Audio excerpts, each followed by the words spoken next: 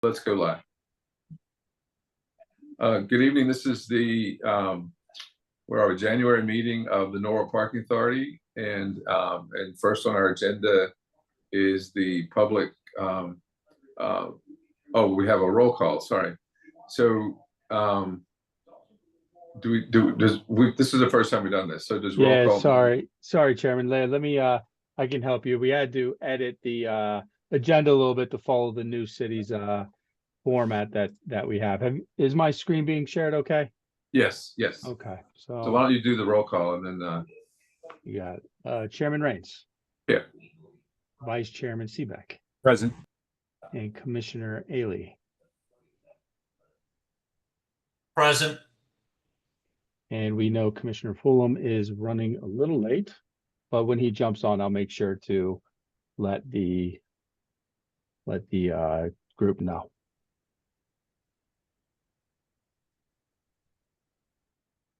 Do we want to go from there to public participation and then come back to the minutes with Peter?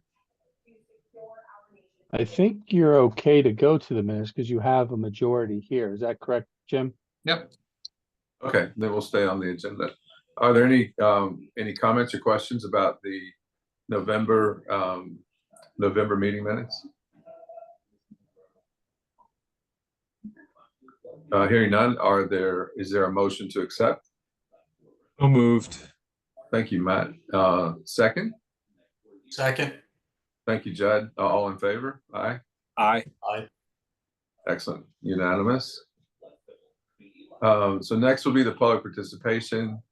And just for anyone who might be waiting to speak, please understand that we would request that you occupy 3 minutes for your presentation, and keep in mind that this is an opportunity for you to speak, and it's not an engagement in a conversation. We'll take the information that we gather and deal with it in future meetings.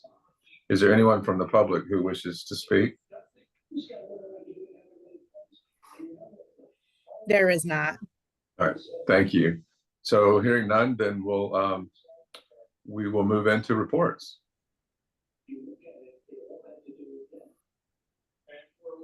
So Brian, this is you, right? You're going to walk through this? Yeah. Let me walk through just some updates on some of the projects that we've been doing, mostly Yankee Doodle and the Haviland parking deck. So Yankee Doodle, our exterior repairs and improvement project that started last summer, is 95% completed. There's a few small touch-up items that need to be addressed in the spring before we can report that it's 100% complete. The next phase of the project, the Yankee Doodle, is the aesthetic enhancement project. This is a project that has the painting of the concrete ribs, the new lighting, and other enhancement to the facade. We went back out to bid late December, and it opened earlier today. We only had one bid come back, so we're going to analyze this bid to see how we move forward. Anything you want to add, Jim, or if any questions I can help try to answer? No, I think to Brian's point, we had one, just one. We only got it a short while ago. We do need to analyze to make sure that it's compliant with all the bid requirements, but also what it would be like. So I think we'll be able to be prepared for what recommendation we have for next meeting. We just did not have enough time to prepare for this one, but we are all very anxious to try to find some way to move this forward. Good, thank you. And just to go back a little bit on the exterior repairs of Yankee Doodle, the repairs went really well, and I want the commission and the public to know that. I think our contractor did a good job, and we added some drains to help with the water issue that we have there, and the drains are functioning really well. So they're doing as intended. So it was a good project, and it's going to help. Good, so thank you. You're welcome, Commissioner or Chairman. Sorry. So the next project that we've been doing is at the Haviland parking deck. Last year, we committed to address a few things at the Haviland parking deck. Those items are the concrete and structural repairs, which aren't pictured because those are very boring pictures. Adding a stairwell for better points for pedestrian access to Washington Boulevard, and an aesthetic upgrade to the walkway from Haviland Deck to Washington, as well as a clear entry gate to the deck. The bid package has been completed, and I'm working closely with our purchasing department to get this out to bid in short order. My goal is for this to be out to bid by our February meeting, so I can give a good update on that. I know this concept that we have for the entrance, we wanted to, make sure people knew what the deck was. Like, if you go by, it's like Haviland parking deck. Well, maybe it's, I'm going to use some of Jim's terms, like maybe Haviland is a business that only business people can park into. So we're changing, the concept is to change it to public parking and to use the Park Norwalk color scheme to really make it kind of stand out to the public. For the walkthrough, we're doing some lighting improvement. We're painting the walls and putting fixing the floor as well, so make it a little bit more of a welcoming atmosphere for the customers that do come and go through that, just to make it more pleasing to the eye and an attraction to draw people to the businesses on Washington. And then the other thing we're doing, we're adding a stairwell to the deck. So if you ever park on Haviland Deck on the, because that's the eastern side, you have to either go up a little bit towards the walkway from where the pay stations are, or if you go to the opposite side, there's a winding stairwell that's kind of inconvenient. So having this mode of egress and ingress for patrons that park on the top deck is just going to make the flow just so much easier. Yeah, this is just lined into the throughway, the walkthrough. So it's going to be more intuitive for someone to get out there. Particularly at night, it's dark. In the pathway it's going. This will bring you right up a lit staircase. Right to the parking deck, and we are looking at significant enhancements, a lot with lighting. And more modern lighting and RGB. Into the walkway to make it a more pleasant feel. So I think simplifying the public parking is was one of the things that we hear from people. When questioning where to go. So Brian and I have been talking a lot about how we often the right move is to go back to basics, right? We spend a lot of time to customize things, but it's really what somebody just needs to know is, where can I park, right? And how do I make my visit simpler? So, we think that, matching with our colors and just doing public parking makes it a little bit more easy for people to understand. And I think it is the first phase of really what we need to look at on street for some wayfinding to get people to the facilities. I think when we travel it every day, we understand where they are, but we have to look at it in a lens of someone coming to Norwalk for the first time because they saw an influencer on social media that highlighted something. If that parking is unavailable, how do they get to someplace? So we think that this will be a really great improvement. And then I think with this too is all the fence is like a faded green and sometimes darker green. All of it will be modernized to a black wrought iron fence that will tie in well with the brick architecture that's around there. So we're very excited for the improvements to Haviland. Yeah, these are great, and because once it's all built, and a huge important component to all of it is just the user experience, and so to get from that parking level through over to Washington Street, if that whole journey can be a pleasant experience, then it's just it makes it as seamless as it could possibly be. Yeah, well, I think that's what we're going to talk about a little bit more, because that's what Brian and I have been talking about. we could do all the bells and whistles that we want, right? But it's about making it convenient for people and Yep. about making their experience nice. So we have this. I think Brian's also going to do an update to some of the Sono issues, Sono bathrooms that we have. So I think this is the year that we want to go back to basics and really just do a lot of that housekeeping and get some of these projects that have been on our wish list Excellent. for a while done. Yep, excellent. Thank you, Jim. Then I'm going to shift this to Rocky and Lewis with last.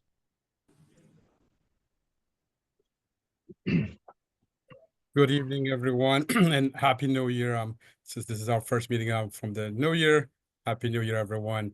I'll start the financial report and commissioners. I know we have a lot to cover under new business, so I'll try to cover. I'll try to go high level on the financial statements, and then hit on the any outliers that we have. We identified there are two outliers that we would like to touch on, but on a high level end of it, let me share my screen.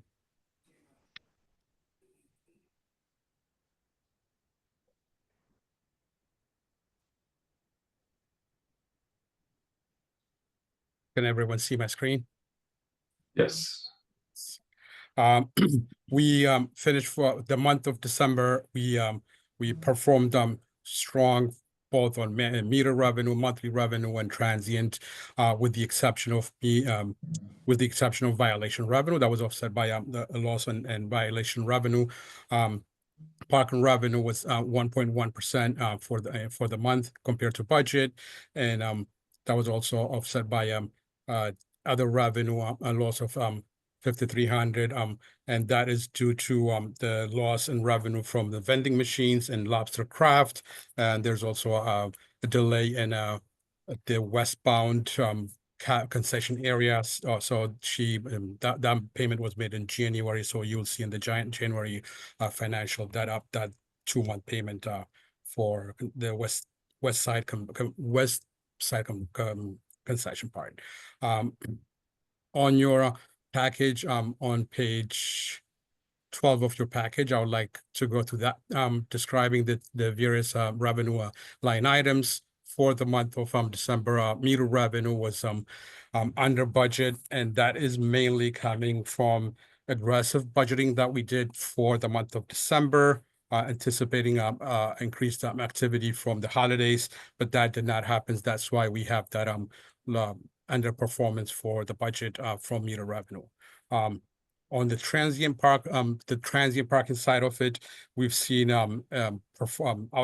certain locations outperforming, and these are the Maritime Garage, the train station garage, the East Norwalk parking lots, and Webster lot, and that was offset by a minor loss at the Haviland and Northwater parking lots. Monthly revenue for the month, high performance for the month came from Yankee Doodle Garage. That's the storage fee that we have for Fort McMahon up on top. And then also this was the revenue that you see being high is 2-month payment for the YMCA lot. That's one of the outlier that we have, and as we go to the permit part of it, I will explain on that end of it.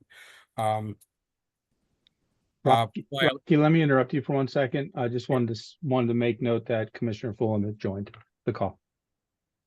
Thanks, Rocky. All right, Thank you.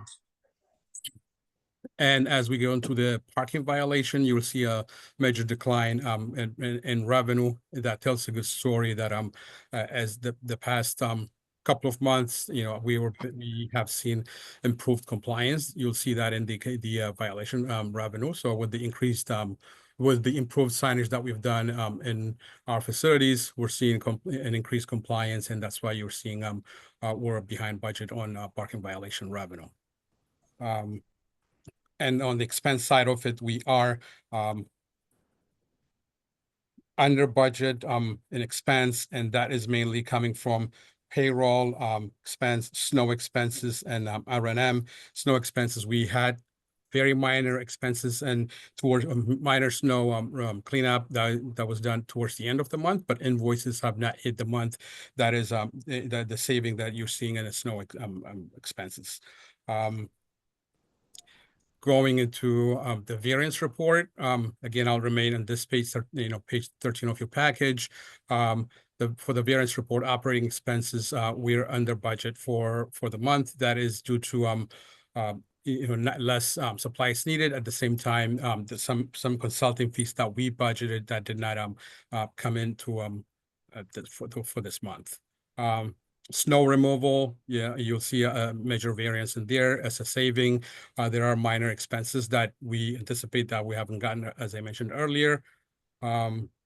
Building repair and maintenance, that is due to some repairs that we anticipated for the overhead gate that did not happen, and that is the variance that you're seeing. But as the month go, those repair and maintenance expenses will be used up as we're in the process of acquiring pricing for replacing the overhead gates at the train station garage and the maritime garage. Security services is a little over budget, and that is due to the quarterly invoice that was supposed to pay in January. It got in early in December, and we paid it. So in our January financial, you'll see the variance favorably. With that, I will conclude the financial statements. On the outlier section that we talked about on the parking permits side of it, it is page 15 of your package. You will see that in the month of November, a dip in the monthly revenue, even though the activity level remained consistent and with a slight increase. November was down due to payment issue that we had with the YMCA lot, and that payment was received in January. You'll see that uptick in the December financial. If I say January, I'm sorry, we have it in December. That's why you'll see an uptick in December. The other outlier that we have is in the Park Mobile section. I will go to that page. That's page 21 of your package. You will see that Park Mobile activity was up for the month, but revenue was down. And that the reason for that is the increased activity is coming from lower transaction areas, like the on-street areas, and the decline is coming from the higher transactional values, the South Norwalk overflow lot. And that is why, even though transient Park Mobile activity was higher, revenue remained under budget, underperformed from prior year. With that, I'll come to the conclusion. If you have any question, please let me know.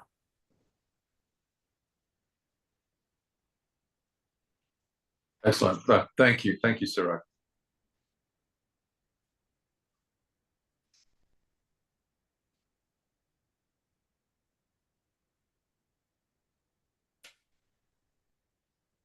So on the new business, we've got several things to cover.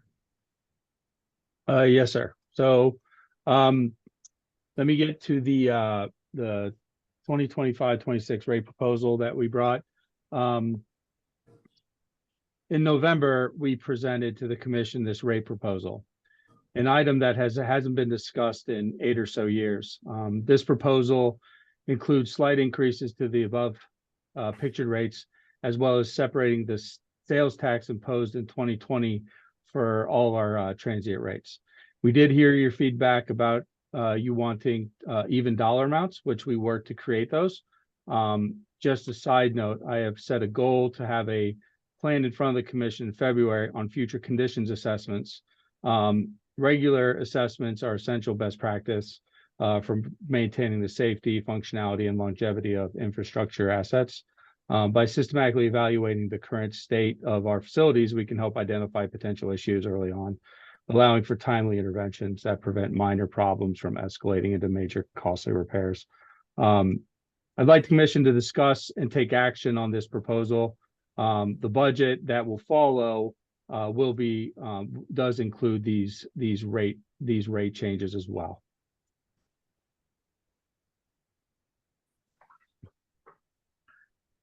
So I guess one thing, and I know you've told me this before, we're doing this on some of these line items because we haven't done it in many years. And it's time is sort of what I think we would all be in agreement on. So I think let's open it up for discussion and see if anyone has any points they'd like to raise about the proposed rates. And then we'll go from there. Ed? Yep. No, as has been said, it's been many years. I think it's been 4 to 5 years since we started charging in the Wall Street area. It's been 8 years since we increased rates in Sono, and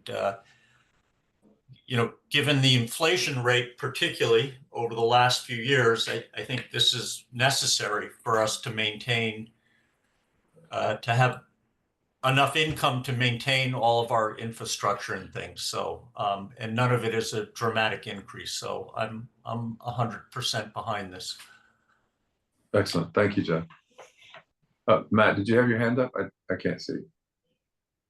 No, not quite yet. Okay. And then I guess one thing to underscore is the line there about sales tax, which is something that we've been absorbing since the state put it in place, probably 6 years ago at this point.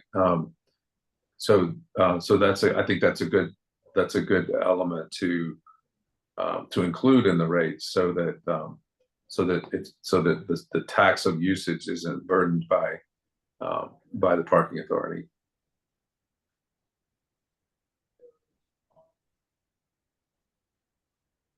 So if there's no other discussion, then we need to act on this. And so I would take a motion for approval. I'll make a motion that we approve the fiscal year 2025-2026 rate proposal as submitted by the full-time staff, reflected in the agenda packet. Thank you, Matt. Do we have a second? I'll second. Thank you, Peter. All in favor? Aye. Aye. Any opposed? Great, thanks everyone. So that carries unanimous.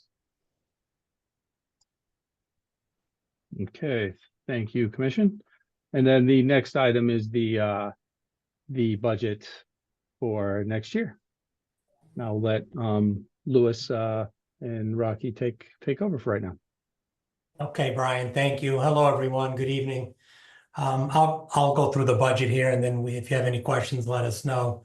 So our fiscal year 2026 total system revenue, we're proposing $7,035,383, which is a 2% increase.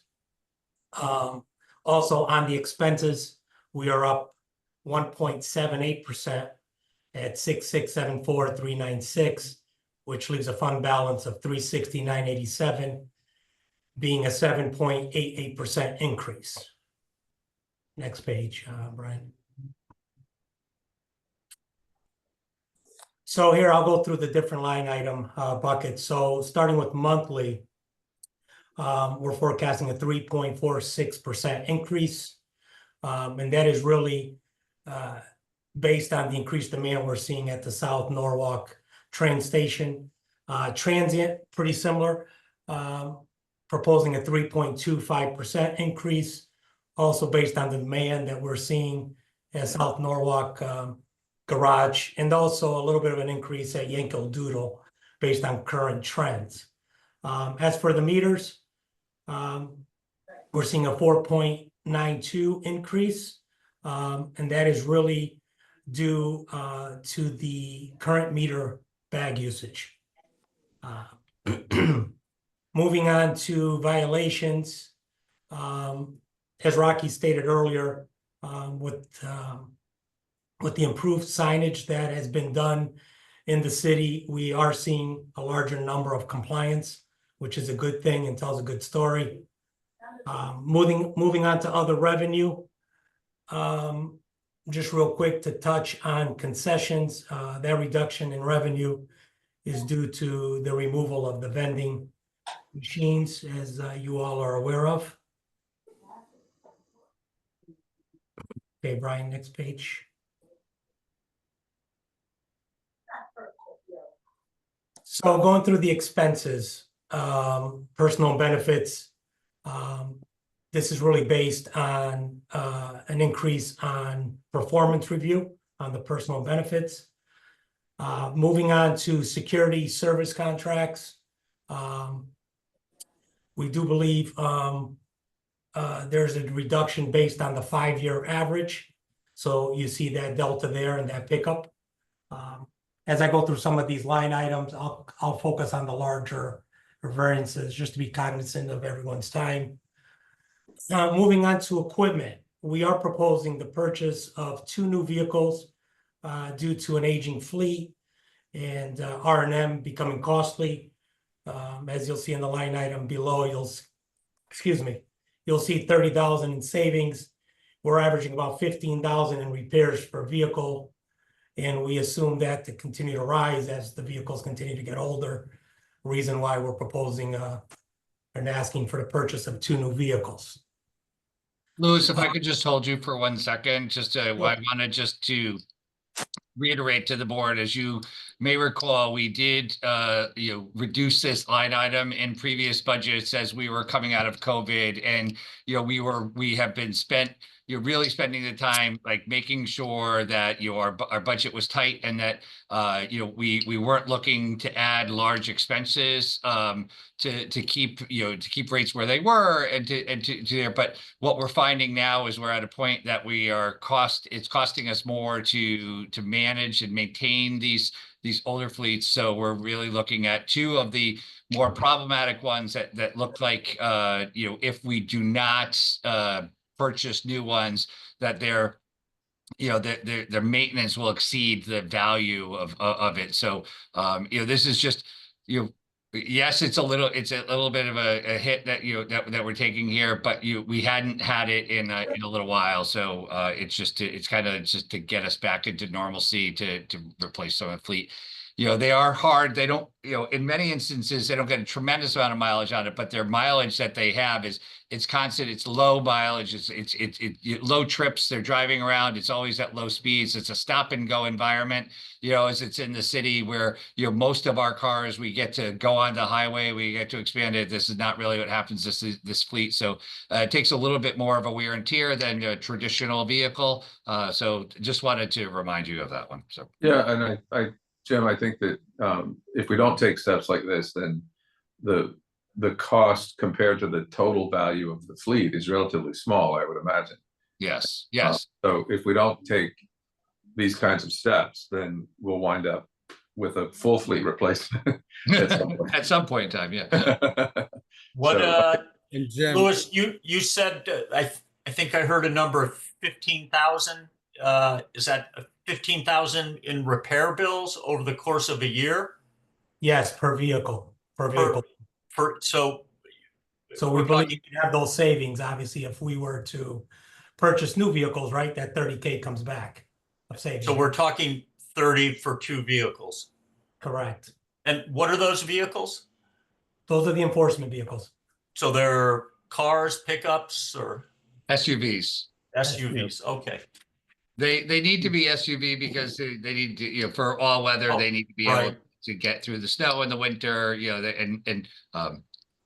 so yeah. and also Jim, just to add to this, I mean, you're thinking ahead and saving the past 2-3 years. These fleets were based on fleet replacement, were supposed to be replaced 2.5 years ago. So your decision, the chairman's decision, not to spend the past 2-3 years, is admirable in this. So does this get us sort of caught up in a way? Is that where we are? We're still slightly behind from where we are, where we were. There's still need, but we really spent a lot of time looking at what the fleet needed, and what we could anticipate having these cars in would be a primary car versus another car that could be a secondary car so that we can get a little bit more life out of it. We want to be responsible. We think that we should be, good stewards of the funds that become available to the parking authority. Right. So we wanted to do, a cautious approach to that, but we think that this is the right approach. Excellent. Okay, great. Thank you. If I could just ask a quick question. Doesn't it seem a lot that $15,000 per vehicle for 1 year, or am I misinterpreting that? There's two. So for an It's annual, I think some clarity on that is the vehicles that we need to replace are costing that amount of Yes. money on the vehicle. The 2 vehicles that we want to replace. And per that's- year though, you said, Because right? because they're spending a lot of time in the shop because because of the age, the wear and tear, they become out of commission longer, and it's just getting more costly to Keep replace them on the road. parts on these older vehicles. Yeah, I think I understand. It just seems like a lot of money. If Mm-hmm. I were to spend $15,000 on one of my vehicles in 1 year, it just seems kind of crazy. I'm not disagreeing with anything that you're trying to do here. I'm just saying that it just seems like a lot of money, $15,000 for each vehicle. Yeah. Yeah, But- that- but which is that's all, what it which is all the more reason to do this in my mind. And I Yeah, think so getting we back think it's on, crazy too. Yeah. Which is Yeah. why we propose. and I think getting back on schedule with the maintenance and making sure we're rotating the fleet is going to be very important going forward, especially since, we're getting back to normal business now. So we want to make sure we keep that rotation going. Okay. Okay, I can continue. Right, All yes- right. Yes, Louis, thank you. Okay, let's touch on building and property, R&M. You'll see that delta as well. We are anticipating the garage overhead gates being replaced in current fiscal year at the South Norwalk train station.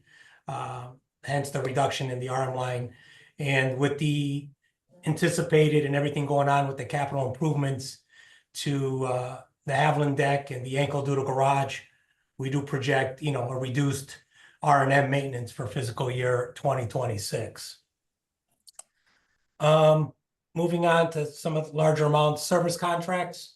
With the new equipment coming in for the Maritime Garage and South Norwalk Railroad, we'll be able to have some savings with our existing service contracts as well.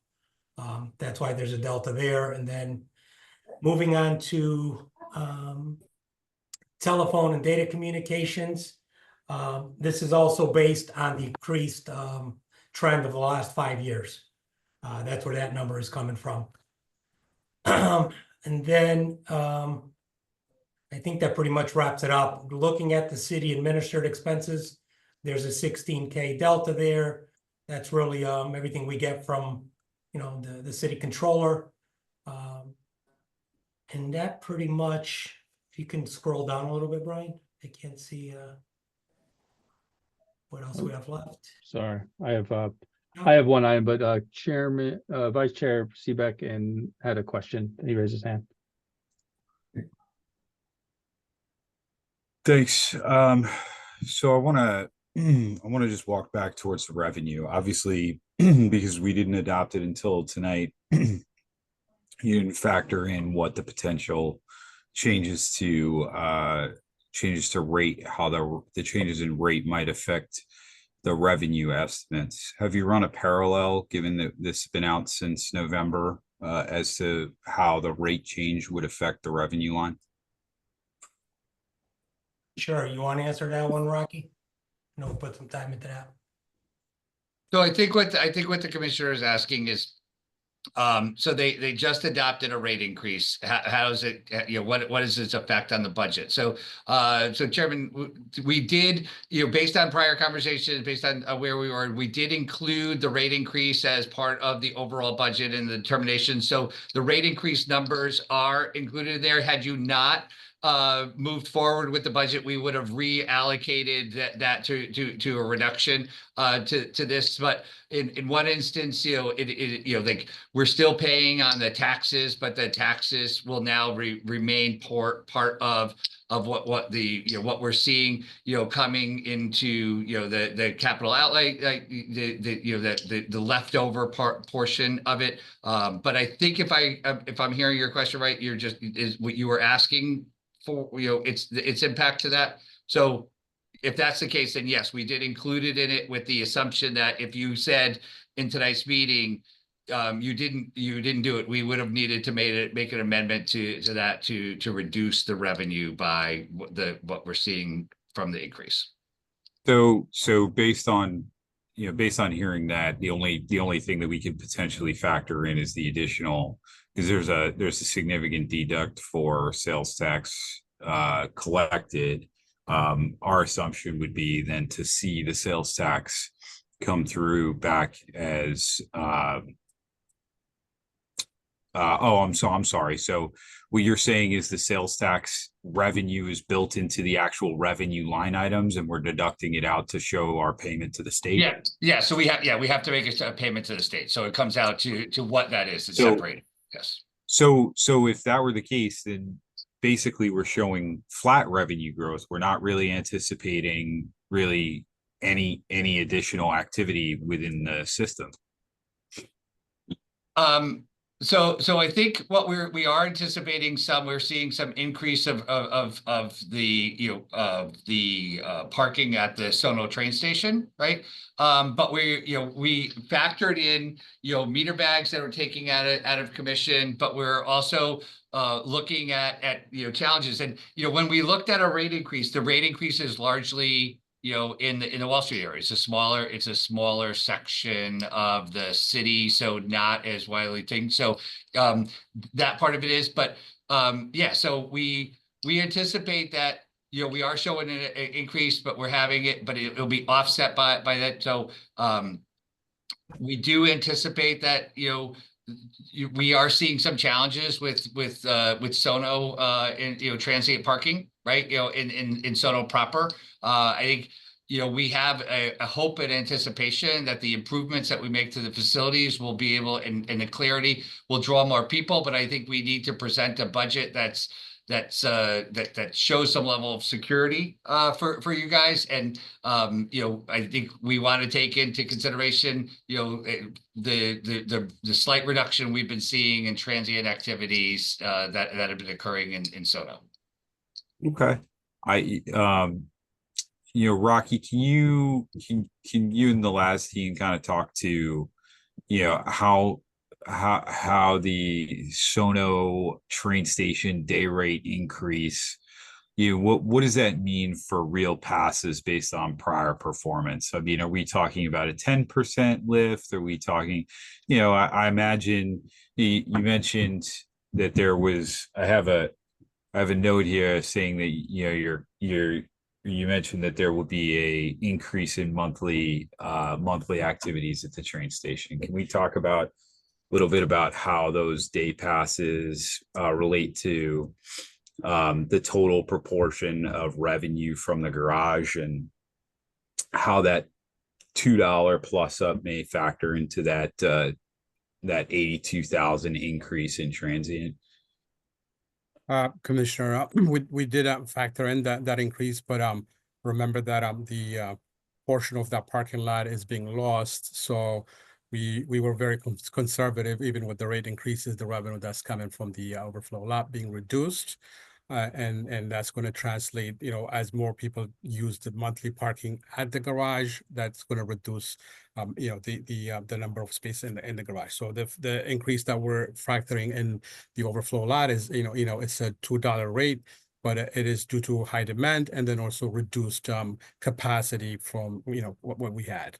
And also there's going to be some construction that is for the testing of the ground underneath. So when we did the budget, we did factor in those days that the revenue will be lost. So had it been a full capacity at the overflow lot, that rate increase would have generated more revenue and more variance in the revenue part of it. Okay, and how does the monthly relate to what our potential maximum would be? We are seeing the increase in monthly vice chair, and that will cut into our transient at the train station garage, but it is factored into the monthly monthly revenue increase that we're anticipating for 2026. I guess I'm sorry, I didn't ask the question very well. So, you know, we have a fixed number of garage stalls. We have a fixed number of monthly available stalls between both the Sono and the Yankee Doodle garage. How does the monthly pass relate to whatever our maximum would be based on the fixed number of stalls that we have?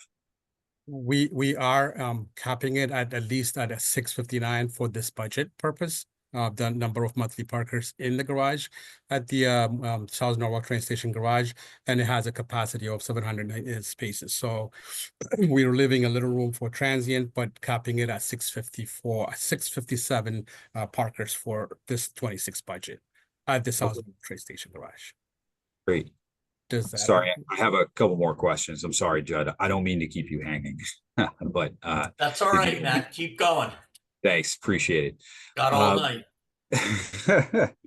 So again, so I know you mentioned that violation revenue is going down, but yes, it's going down to budget. It's not going down to forecast. So can you speak to why that would go back up versus what the trend that we're seeing as of this year?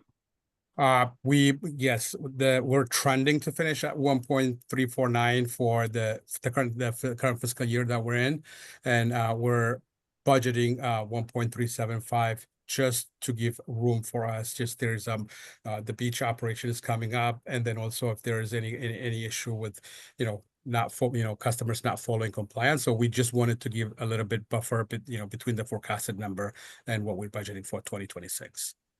Okay. I understand that position. I'm just surprised, given the commentary, you'd say that a lot of people are following the new signage, but we're budgeting for a 3% increase from actual in people not following the same. And I don't in prior discussions, it doesn't seem like we're making more material changes to the system that would be problematic. So I think I'm cautious about that revenue stream and committing to that kind of that particular revenue line item. But Matt, just caution you to take a look at that. So Matt, if I could just ask a question. Yeah. You're talking about the violations line, right? Yeah. And it sounds like what you're seeing is when you stack everything up that that budget, that number should be reduced. Yeah, it looks. Yeah, I think especially given the commentary provided. Yep. That's my first comment there. Okay, so I would just provide caution in that number. Right, sure. Thank you for the point. We will definitely dig deeper and then see if we need to reduce it to the 24 actual number or the forecasted number. But points well taken. Thank you so much. And so that's my questions on revenue. As it relates to expense, I have a very similar question to the question regarding violation revenue as it relates to personnel expense. Again, while we were stating that we're going to be we're going to have a 3% increase to budget, it's actually a 6% increase to forecast at least, right? So can you talk a little bit about what the personnel issues are this year and how that's going to change in the next fiscal year? Sure. In the forecasted number that you're seeing, 1.72, there are some positions that we were having difficulty filling. So managers were covering these hours at no additional cost. So that's why you're seeing the forecasted number coming in way less than our budgeted number. And also the accountant that was covering up the area was has become a part-timer for about 4 months. That's why you're seeing also a saving in payroll in here. And in one point in the 26 budget, we anticipated those positions will be covered by hourly employees. And then also the accountant hours will be up by about 5 hours a week. I guess my follow-on question is if we're able to cover with the current bridge staffing, is it absolutely necessary to replace all those roles? And how does this the current staffing that we're operating under, how does that relate to the staffing structure proposed as part of the new contract? And you don't need to answer that now, but I would like to see you guys submit to the commission a summary statement of kind of what you just went over about managers covering down on field positions, because I think we'd like to understand, we don't want to necessarily get involved, but I think we'd like to understand how that's working and how that relates to your proposal for continued operations. So again, don't need to answer now. We can do that. We'll do that. And then 2 vehicles at $145,000. It's even in today's pricing for vehicles, it seems it's surprising. It's a surprising cost. So I'm curious if we're taking full advantage of every potential buying option, and I mean, are we harvesting existing LPR systems from existing equipment and moving it to new vehicles? Does this include an entirely new upfit package? Just trying to understand that cost. Sure. Vice Chair, the price of the vehicles, we did get pricing from Ford McMahon using the city buying power. So it's a reduced fee of about, for the Ford vehicle, about $47,000 for the vehicle. And then the rest of the expense per vehicle is for the new camera, new tablets in the new vehicles. The existing tablet and the camera system that we have, I mean, we can salvage, but it takes a lot of ripping out wires, and we can't guarantee that the cameras will be working. Also the wiring inside doesn't work. So this 160 that you're seeing is 80 per vehicle. So 49 for the vehicle, and then another 30,000 for the LPR system, fully equipped with 2 upgraded cameras on the vehicles. Okay. So recognize that some municipal departments have gone to other automobile providers in order to get the proper vehicles for their service needs.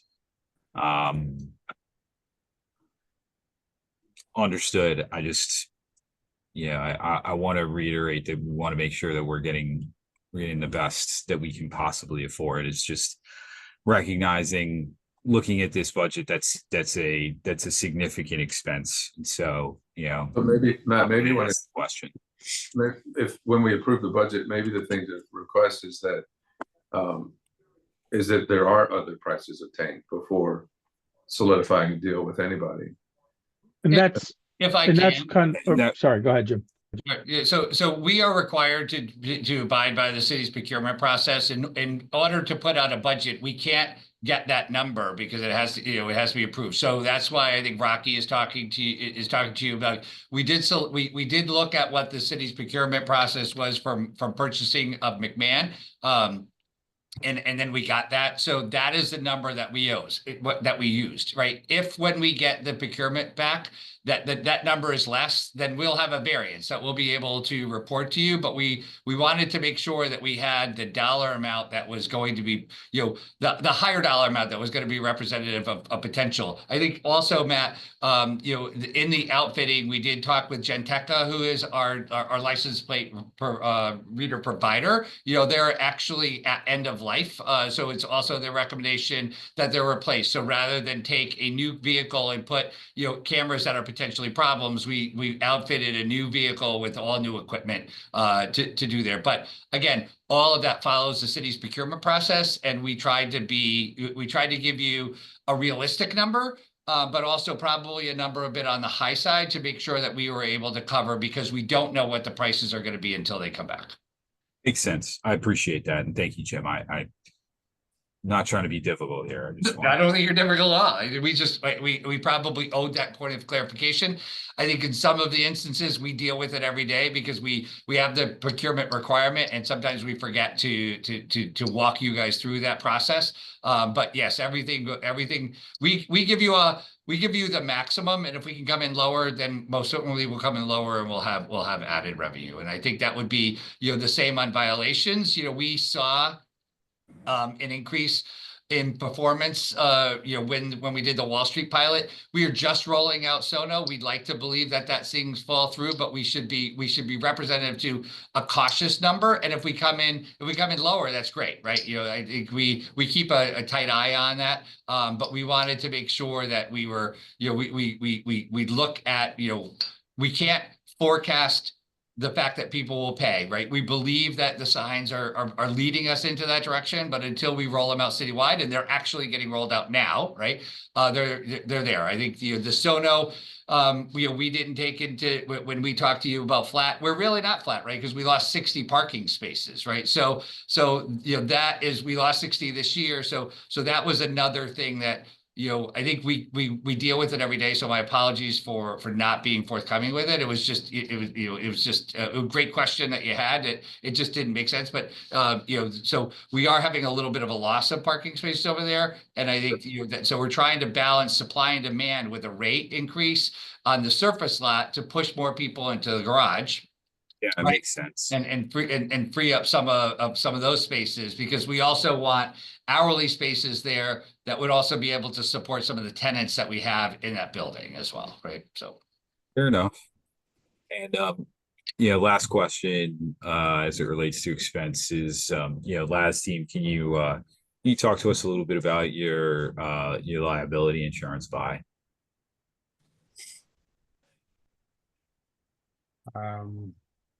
The liability insurance, it's a percentage of revenue that we use, Matt, and that is a percentage that we get from the office, and that's what the rates that we used for calculating the liability insurance.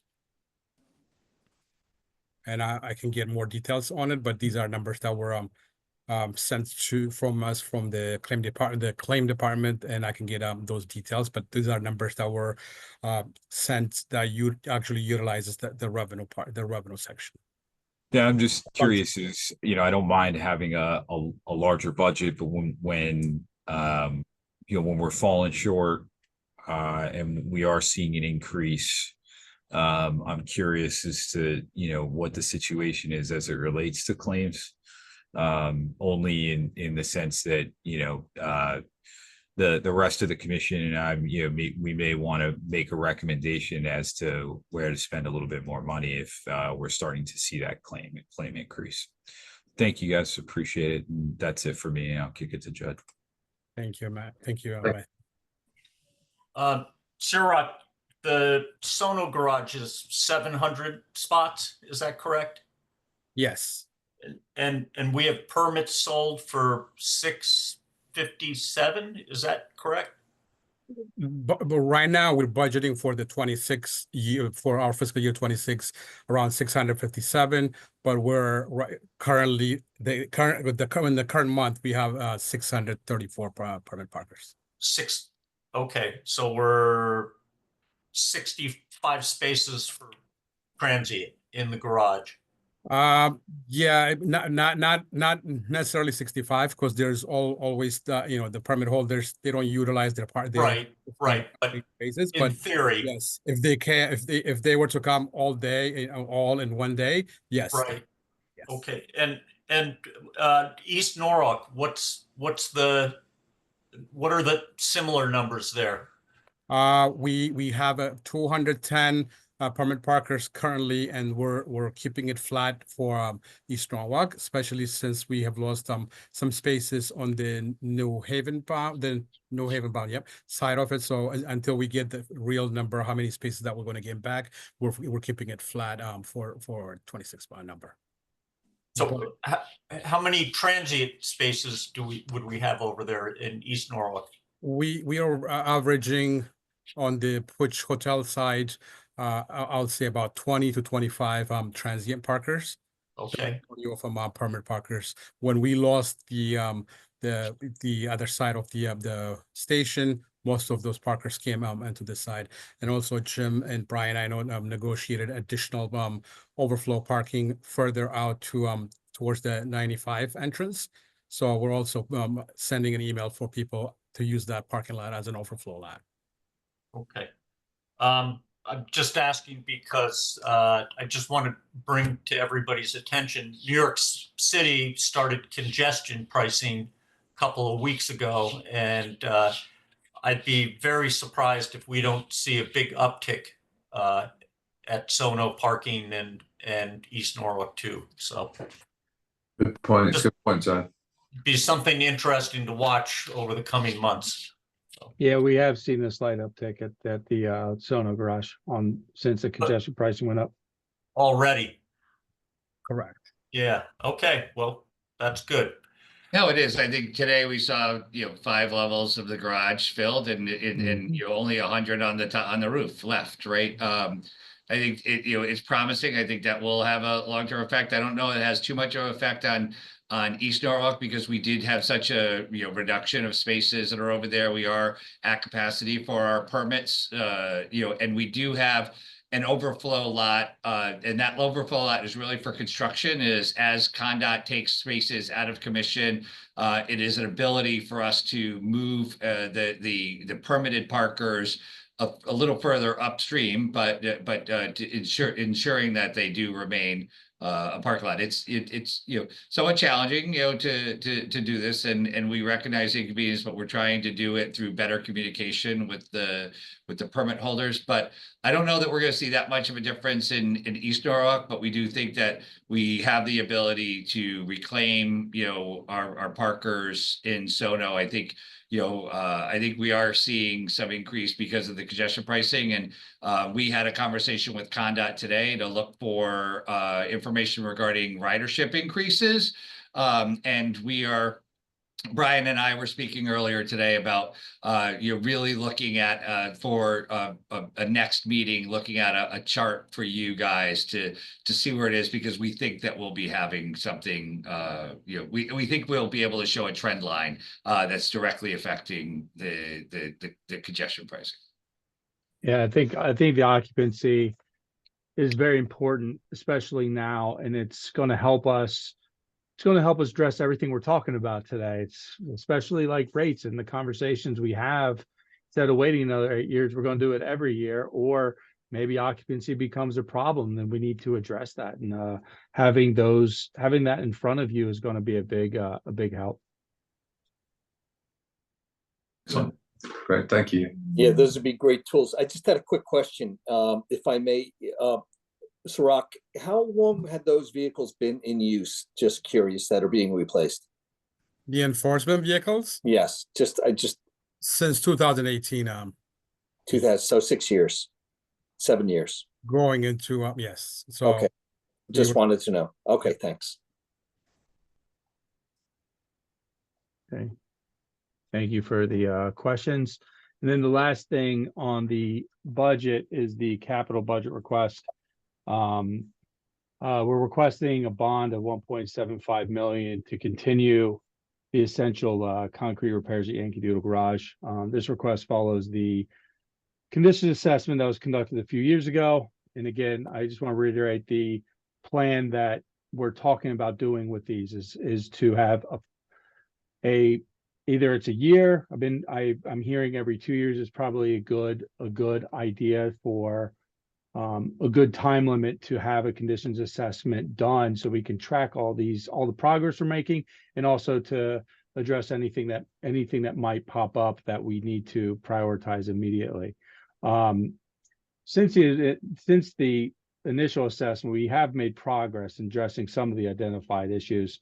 However, continued investment is crucial to ensure the safety and longevity of the facility. The requested bond will be utilized to address the remaining concrete repairs as well as waterproofing at the Yankee Doodle Garage. That's what we're looking to do for the next fiscal year, like I came last year with the Haviland parking deck repairs.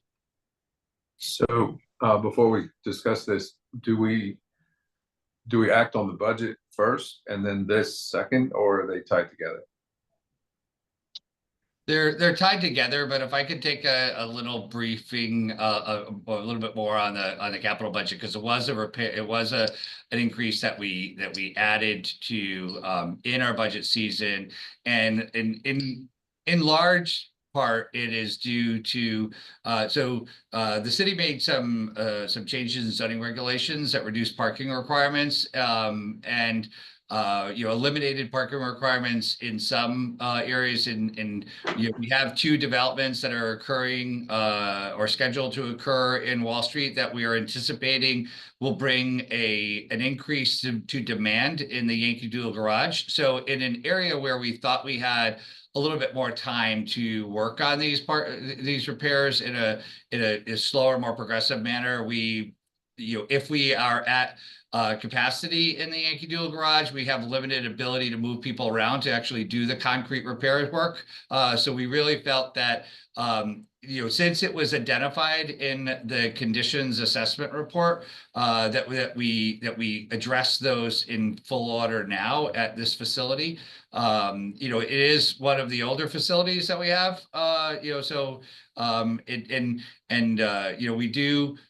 we did do some structural repairs as related to the areas where we were looking to do aesthetic improvements. And then I think Brian also indicated, in doing that work, we also identified there was drainage issues that were causing another problem that we had to take on with the contract to get those done. And so once we start to get in to do concrete repair work, we start to notice there's more. And then we wanted to make sure that this was put forth in a respectful manner, and so we're doing the conditions assessment report. Again, we'll be able to base this off the one that we did 4 years ago when I arrived, to see if we are, but we're very much committed to making sure that the garage is not only attractive in its look, but also is structurally solid. So we believe that with the water infiltration from the drainage, that we need to get ahead of this. We need to get the coating for each of the levels. We did the coating onto the top level, but this is I think a respectful number to get the interior concrete repair work done. This will also be a chain drag we'll do. When there's water infiltration in concrete and it has rebar, that rebar can rot, so they have to chip away all of the concrete, repair the rebar, and then restore it. So it's a little bit of a harder issue, but we wanted to make sure that we did it while we had the opportunity to move people around and not have an inconvenience to our parkers. So the basic strategy is get the work done, get out of the way for the uptick in parkers. Yes. Right. We have an opportunity now that the Yankee Doodle isn't as occupied as it's going to be in a couple of years. So it's good. It's a good opportunity for us. Yeah. So is there discussion on this bond?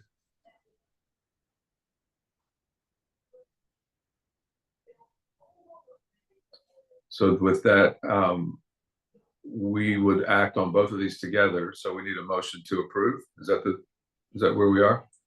Yeah.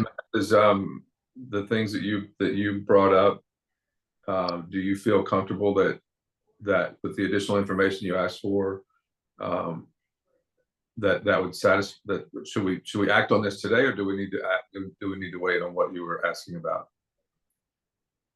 So the budget was supposed to be approved in December. We had to cancel the December meeting, so we do need to get this to the Board of Estimation and Taxation, as required in the city's ordinance. So we would ask that you move forward with the budget, but if there's Okay. anything that we need to resolve in order for you to do that, then we are happy to do that. Okay. So then, I guess let's have a motion. I can make a motion to approve the budget. Thank you, Peter. A second. I'll second that. Thank you, Jed. All in favor? Aye. I, All opposed? Carries unanimous. Thank you, everybody. Thank do you. we need to make a motion for the bond, or was that included in That's there? included in the budget. Included. In the Okay. budget items. Okay, so on the old business, Okay, so got a couple exciting things going on that I'm happy to share with the commission and to the public. The regulation change that we started a few months back, all the signs that are in West Avenue and in Sono have been updated. I hope each and every one of you have seen it. The 3 ways to pay signs are no more. And I don't think we'll ever go back to something as large as that. We have standards that we're going to follow and keep the street looking sharp. I took this picture the other night when we went to dinner. I thought it looked really nice and clutter free. And I think it looks great. And then we also plan to go live with the free 15-minute option citywide on January 30th. For notifications, we're releasing a press release. I'm working with Emily at Snyder Group as well as Adam Greenbaum with AGW Partners to get the message out on social platforms. Rocky, Sonia, and me, we're going to be hitting the streets. I'll try to get out tomorrow, but definitely Friday with some flyers and posters to all the businesses on West Ave and in Sono to get this initiative running. And then, it's exciting. People I've already talked to, they're happy for this. So we're trying to really get out there and get those social posts sent out. Make sure we get some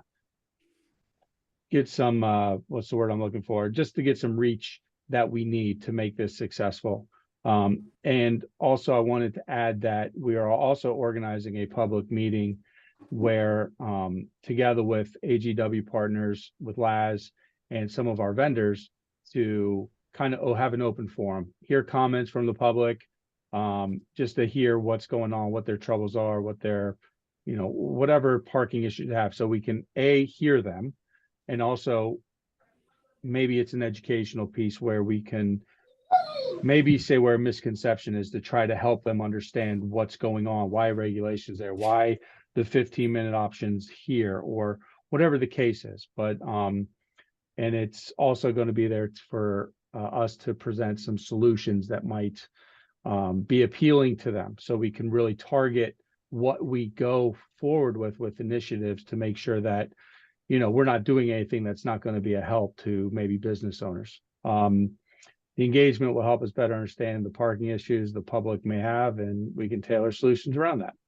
And then once we get that organized, we'll have more to come. I talked to Adam earlier, and he was really excited about this. And he's going to see if one of the restaurants that rent a space of his will let us have an hour to probably a couple hours. We'll plan to have their space where we can bring in people and they can have a little bit of business as well. It might be a good forum to have. excellent, great, thank you. This is terrific. I'm excited for it to be citywide. I think this is a really big deal, right? Yeah. you know, we spent a lot of time developing the code to make this happen and did the pilot that was widely successful. It took us a little while to get decided to get here, but we're delivering a much cleaner street. We think with much better compliance and really a feature that is unique to Norwalk, right? This was code, like they have them in other things, but not in, this was not developed in a pay station model until we worked with them to develop the code, right? So I think this is our opportunity to really get ahead of it again. We want to do another press event where we talk about it for the Washington Sono area, right? And then we have been spending time like we're looking at doing some paid media outreach, social media outreach, so that we can broaden our scope and have it reinforced into feeds on a regular basis. But also a press event allows us to be in the paper again, allows us to be able to talk the story, right? And I think in instant, we're Brian and the team is going to be going store to store, right? And with flyers, the word of mouth of the individuals that are there, getting that buy-in, I think really helped to make it hugely successful. So Brian did a lot of work to get us here. And I'd like to commend him and the team for everything we've got here. And I think this will be the first thing that we're going to roll out, but we want to have that meeting that he was talking about to say like, hey, are the things that we're doing, and we've also been working with Laz on other opportunities to add value into parking and perceived value. So we want to make sure that are the things that we're working on and planning, things that really resonate with them. If not, then we have to go back to the drawing board. And I think we're all prepared to do that. Excellent. Thank you, Brian. Very much. Huge effort. Thank you. I appreciate that. And I know Rocky and the team share that same sentiment. And, it's funny, when we were at dinner this night, I was walking through the Haviland corridor and I was telling my wife what we were doing. There was an eavesdropper and he's like, oh, well, when's that happening? I was like, well, should be happening very soon. We're working on getting the bids out. And he was like, wow. He's like, that's really great. Cause it definitely needs a little up, it needs to look a little nicer through here. I was like, yeah, absolutely. So, it's passionate. I know it's, might not seem like it's a big thing, but when you see the difference, it really, really tells a really good story and kind of leads to what I'm getting to next. That's the restroom renovation that we have here. I have a before and during, because it's not completed yet, but last June, we requested funds to renovate these restrooms at the train station. They started on January 6th, and we're hoping to reopen early next week. The pictures kind of, I've always been a parking guy, hospitality guy. I'd never really thought about how we could successfully have a team that could make this look like that. And it's still under construction. So I think, it looks great. And I think it's just an overdue upgrade for the commuters. And I think they're going to be pleasantly surprised when we open this up. Absolutely. I was there today and it really does look great. Like the team is doing an amazing job. It looks clean. It looks fresh. It looks like it's respectful to the overall aesthetics of the station. It'll match it'll complement the existing floor, but more importantly, we'll have all modern amenities. So it'll be sensor sinks, so they'll go off. Somebody's not going to be able to leave it running for a long period of time.